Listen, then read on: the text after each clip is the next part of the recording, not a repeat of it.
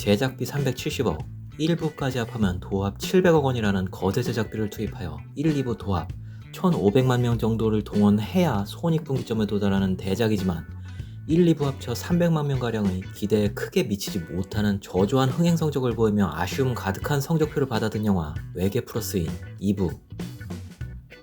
오늘 채널 제키파크의 안 보이는 라디오는 외계 플러스인 2부와 함께합니다.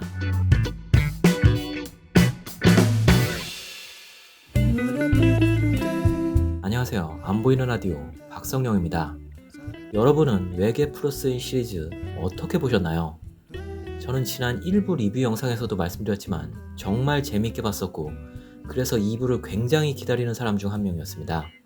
그리고 지난번 커뮤니티 게시글에서도 언급했지만 1부를 재밌게 본 사람으로서 2부 역시 굉장히 재밌게 봤습니다.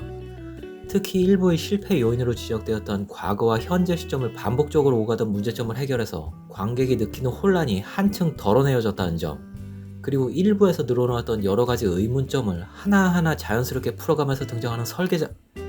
이 부분은 2부에서 가장 중요한 스포일러입니다. 아직 영화를 보시지 않은 분들께서는 청취를 중단하시길 바랄게요. 1부 말미에 설계자가 무륵, 그러니까 유준열 몸속으로 들어간 것처럼 묘사되었는데 사실은 가드, 그러니까 김우빈의 방해로 인해서 무륵 몸으로 들어가는 것에 실패하고 근처에 있던 이안, 그러니까 김태리 몸속에 들어가 버리는 영화 전반을 뒤흔들어 버리는 충격적인 반전을 보여주죠. 거기다가 가드의 파워가 무륵의 몸에 들어가 있었고 그게 또 이안한테 옮겨가면서 이뤄지는 반전의 반전.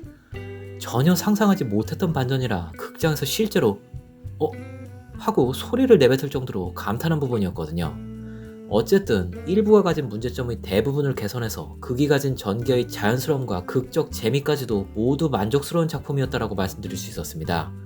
특히 최도훈 감독님의 작품답게 극의 진행에 있어 적절히 치고 빠지는 개그도 굉장히 좋았고 극 중반 드러나는 반전을 변곡점으로 해서 1시간가량을 지루함 느낄 새도 없이 속도감 있게 밀어붙이는 하이라이트 파트는 여타의 헐리우드 블록버스터와 비교해도 크게 뒤지지 않는 재미를 선사한다고 할 수 있을 겁니다.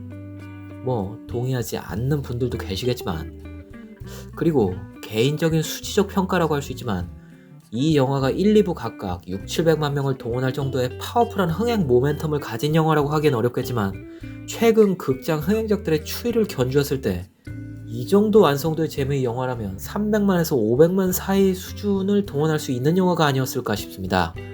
1부가 호불호 크게 갈리는 상황에서 한산 용의 출연과 탑건 매버릭이라는 경쟁작으로 인해서 고배를 마셨고 사실 이렇다 할 마케팅의 부재도 문제라고 할 수 있었겠지만 말이죠. 2부의 경우는 1부가 가진 흥행 실패의 그림자 때문에 고배를 마신 것 아닐까라는 생각이 드네요. 아마 어쩌면 이런 분들도 계실 거예요.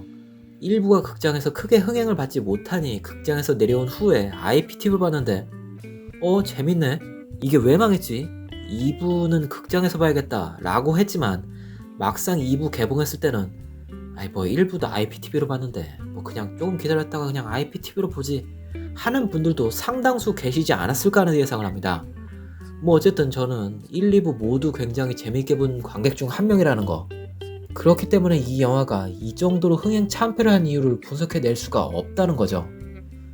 당연한 거잖아요. 왜 이 정도로 망했을까라는 의문을 가지고 있는데 이게 망한 이유다? 를 어떻게 찾아내? 다만 이야기를 통해서 가지게 되는 의구심 또는 아쉬운 점은 지적할 수 있죠. 정말 엄청난 흥행을 한 잘 만든 영화에서도 그런 장면들은 수도 없이 찾아낼 수 있는 거니까. 예를 들면 다크나이트에서 왜 배트맨이 때리지도 않았는데 상대가 맞고 나가 떨어지는지, 스파이더맨 노웨이홈에서 그 머리 좋은 닥터 스트레인지가 어쩜 그렇게 근시안적인 기억상실 주문을 해서 한 사람의 인생을 나락으로 빠져들게 하는지, 이런 거 많잖아요. 그러니까 외계 플러스인 2부에서는 어째서 흑설과 청운, 그러니까 염정화 조우진은 극 중에서 무공술, 즉 하늘을 날아다닐 수 있는데 런닝머신에서 왜 내려오지 못하는가, 그리고 그 수많은 도수를 두고 최종선에서는 6탄전에 가까운 기술들만 사용하는 건지, 썬더는 에너지가 바닥나면서 우왕좌왕으로 복제되어 나뉘는데 왜 기억을 잃은 것이며 우왕좌왕이 소멸하면서 다시 본체로 돌아오자 즉시 썬더가 재기능을 한다는 것은 그동안의 기간이 에너지 충전이라는 기간으로 여길 수 있는 것인데 그렇다면 이 정도 첨단 기계라면 어느 정도 기간이 지나 적당량의 에너지 충전한 후 진작에 다시 본체인 썬더로 돌아와서 이안을 도와주면서 에너지 충전해서 현재로 돌아올 생각을 했어야 하는 것 아닌가 하는 것에 대한 의문. 게다가 본체가 에너지를 잃어서 기능 상실을 했는데 어째서 나뉘어진 복제체들은 쌩쌩하게 십수년을 돌아다니는지, 썬더와 무르기 차를 타고 과거에서 현재로 넘어올 때는 포털을 통과하면서 하늘에서 떨어졌는데 무르크 혼자 포털을 통과할 때는 어째서 지상으로 연결되는지 등등, 문제 삼지 않으면 문제가 안 되는데 문제를 삼으면 문제가 되는 의문점들이 꽤 많이 있죠. 어쨌든 그럼에도 불구하고 저는 정말 재밌게 봤기 때문에. 그런데 이건 진짜 개인적인 의문. 영화 후반에 등장하는 열차 씬, 어쩔 수 없이 미션 임파서블 데드 레코닝 파트 1을 연상할 수밖에 없는데, 촬영 시기와 개봉 일정 등을 통해서 유추했을 때 외계인 2부가 미션 임파서블 데드 레코닝 파트 1의 영향을 받았을 가능성은 제로에 가깝다고 볼 수밖에 없죠. 그렇지만 최동훈 감독님은 미션 임파서블 데드 레코닝 파트 1의 열차 씬을 보셨을 때 어떤 기분이 드셨을까요? 제가 최동훈 감독님이었으면 저게 왜 저기서 저게 나와 했을 것 같은데 말이죠. 보신 분들께서는 어느 정도 공감하시겠지만 비슷한 구도나 이벤트가 꽤 있으니까 말이죠. 어쨌든 저는 외계 플러스인 1, 2부를 비욘의 대작이라고 하고 싶네요. 타짜나 암살 같은 명작이라고 할 수는 없지만 도둑들 같은 대작이라고 보는 것에는 큰 이의가 없을 것 같으니까 말이죠. 물론 도둑들이 더 재미있긴 하지만, 그런데 개인적으로 전우치보다 외계인 시리즈가 훨씬 더 재밌는데, 전우치 촬영할 때도 영화 관계자들이 뭘 어쩌려고 이런 영화를 찍는 거지라는 소리를 들을 정도로 괴이하다라는 소문이 많이 돌았었다고 하는데, 외계인 시리즈는 그거에 비해서는 괜찮지 않나? 어쨌든